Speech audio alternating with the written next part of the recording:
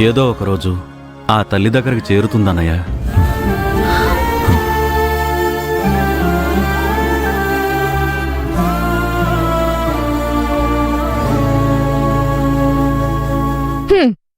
అయిపోయింది.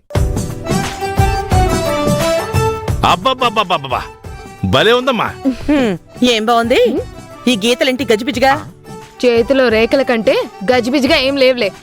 నా రేఖలు బాగానే ఉన్నాయి, కాకపోతే నువ్వు పెట్టిన ఈ గీతలే పిచ్చి పిచ్చిగా ఉన్నాయి. ఇంతటి దానికి పెద్ద బడాయిలు చెప్పారు. మధ్యలో చందమామ పెట్టడం, చుట్టూ చుక్కులు పెట్టడం అది అమ్మమ్మ కాలం నాటి ట్రెండ్. ఇది లేటెస్ట్ ట్రెండ్. జాను చెప్పు. లేటెస్ట్ నిజంగా బాగుంది కదా వదినా. ఈ గోరింటాకు చూసెవరైనా నవ్వాలి, అప్పుడు చెప్తా. వదినా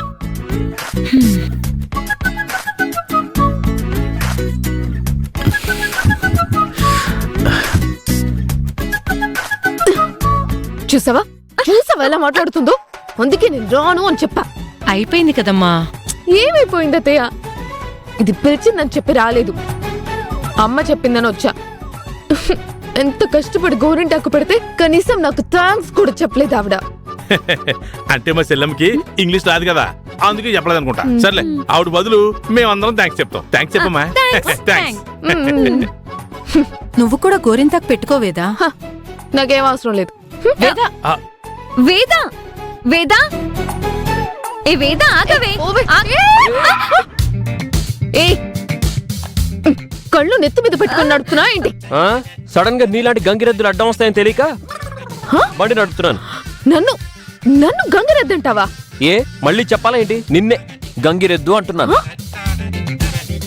అవును, అసలు మా ఇంటికి ఎందుకు వచ్చావు నువ్వు? అత్తే గోరింటాకు పెట్టడానికి వచ్చిందన్నయ్య. ఏంటి నువ్వు మా అత్తయ్యకి గోరింటాకు పెట్టావా? అవును, ఆవిడ గారికి ఇంట్లో ఎంతమంది ఉన్నా